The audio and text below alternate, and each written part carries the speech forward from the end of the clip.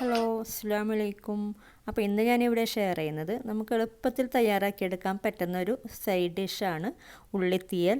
അപ്പോൾ ഇനി ഓണമൊക്കെ അല്ലേ വരാൻ പോകുന്നപ്പോൾ ഇങ്ങനെ ട്രൈ ചെയ്യാത്തവരൊക്കെ ട്രൈ ചെയ്ത് നോക്കാം.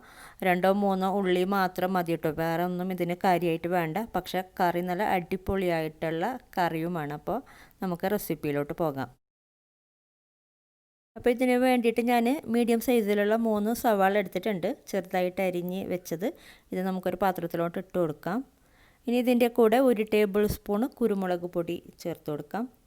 അതുപോലെ 1/2 ടീസ്പൂണ് മുളക് പൊടി, പിന്നെ ആവശ്യത്തിനുള്ള ഉപ്പ് ചേർത്ത് കൊടുക്കാം. ഒരിച്ചിരി മഞ്ഞൾപ്പൊടി വേണമെങ്കിൽ ചേർത്ത് കൊടുക്കാം കേട്ടോ. പിന്നെ ഇതിലോട്ട് വേകാൻ ആവശ്യത്തിനുള്ള വെള്ളം ചേർത്ത് കൊടുക്കാം. എന്നിട്ട് ഇത് നന്നായിട്ടൊന്ന് മിക്സ് ചെയ്തെടുക്കുക. ഒരു ഉള്ളിയൊക്കെ ഒന്ന് സെപ്പറേറ്റ് ആക്കി എടുക്കുക കേട്ടോ, ചെറുതായിട്ടൊന്ന് മിക്സ് ചെയ്ത് കൊടുത്തിട്ട്. എന്നിട്ട് ഇത് വെന്ത് വെള്ളമൊക്കെ വറ്റി തുടങ്ങുമ്പോഴാണ് നമുക്ക് ഇതിലോട്ട് തേങ്ങ ചേർത്ത് കൊടുക്കേണ്ടത്. അപ്പോൾ ഇതുപോലെ ഉള്ളി ഒന്ന് സെപ്പറേറ്റ് ആക്കി കൊടുക്കുക. എന്നിട്ട് മൂടി വെച്ചിട്ട് ഇത് വേവിച്ചെടുക്കാം. ഇടയ്ക്കൊന്ന് നോക്കിയിട്ടൊന്ന് ഇളക്കി കൊടുക്കുക, നമ്മൾ എല്ലാ കറിയും ചെയ്യുന്ന പോലെ തന്നെ. എന്നിട്ട് മൂടി വെച്ചിട്ട് വീണ്ടും വേവിച്ചെടുക്കുക. ഇപ്പോൾ ഇത് നന്നായി വെന്ത് വന്നിട്ടുണ്ട്, വെള്ളമൊക്കെ വറ്റി വന്നിട്ടുണ്ട്. കുറച്ച് വെള്ളം വറ്റാനുണ്ട്, അത് ഇരുന്നോട്ടെ. നമ്മൾ തേങ്ങ ചേർത്തിട്ട് മിക്സ് ചെയ്ത് കൊടുക്കുമ്പോൾ അത് ശരിയായിക്കോളും. അപ്പോൾ 1 കപ്പ് ചിരകിയ തേങ്ങയാണ് ഞാൻ എടുത്തിട്ടുള്ളത്. അതും കൂടെ ചേർത്തിട്ട് നന്നായിട്ട് മിക്സ് ചെയ്തെടുക്കുക. എന്നിട്ടൊരു 1-2 മിനിറ്റ് ഒന്ന് മൂടി വെച്ചിട്ടൊന്ന് വേവിച്ചെടുക്കുക.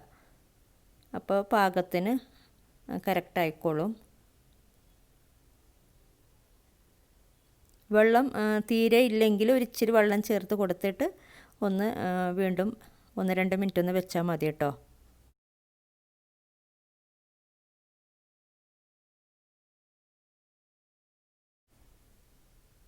അപ്പോൾ ഇത് പാകത്തിന് വെന്തിട്ടുണ്ട്. നമുക്ക് ഫ്ലെയിം ഓഫ് ചെയ്യാം. ഇനി ഇതിലോട്ട് വറവിടുന്ന പരിപാടി മാത്രമേ ഉള്ളൂ. അപ്പോൾ വറവിടാൻ വേണ്ടിയിട്ട് ചെറിയൊരു പാത്രം വെച്ചിട്ട് അത് ചൂടാകുമ്പോൾ അതിലോട്ട് കുറച്ച് എണ്ണ ഒഴിച്ച് കൊടുക്കുക. നമ്മളെപ്പോഴും ചെയ്യാറുള്ള പോലെ തന്നെ ഒരു 2-3 ടേബിൾ സ്പൂണ് എണ്ണ ഒഴിച്ച് കൊടുക്കുക കേട്ടോ. ഈ എണ്ണ നന്നായി ചൂടായി വരുമ്പോഴേക്കും നമുക്കിതിലോട്ട് കടുക് ചേർത്ത് കൊടുക്കാം.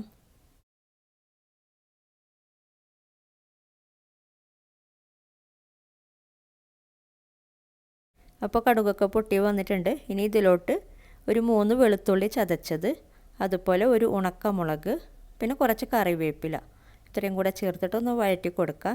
ചെറുതായിട്ട് കളറൊക്കെ മാറുമ്പോൾ നമുക്ക് ഓഫ് ചെയ്തിട്ട് കറിയിലോട്ട് ചേർത്ത് കൊടുക്കാം. അപ്പോൾ ഇതിലെനിക്കൊരു അബദ്ധം പറ്റിയിട്ടുണ്ട് കേട്ടോ. എന്താണെന്ന് വെച്ചാൽ ഞാനിത് വീഡിയോ എടുത്തിട്ട് കുറേ ദിവസമായി. അപ്പോൾ ഈ ഒരു വറവിടുന്ന വീഡിയോ മാത്രം എൻ്റെ കയ്യിൽ നിന്ന് മിസ്സായിപ്പോയി.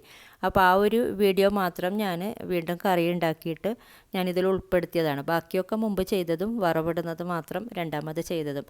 അപ്പോൾ ഇതിൽ ആദ്യം ചെയ്തപ്പോൾ ഞാൻ മഞ്ഞൾപ്പൊടി ചേർത്തിട്ടില്ലെന്ന് തോന്നുന്നു. രണ്ടാമത് ചെയ്തപ്പോൾ മഞ്ഞൾപ്പൊടി ചേർത്തു. അതാണ് ഒരു കളറ് വ്യത്യാസം കാണുന്നത്. അപ്പോൾ ഞാൻ ഇതിൽ ക്ലിയർ ചെയ്തെന്നേ ഉള്ളൂ കേട്ടോ.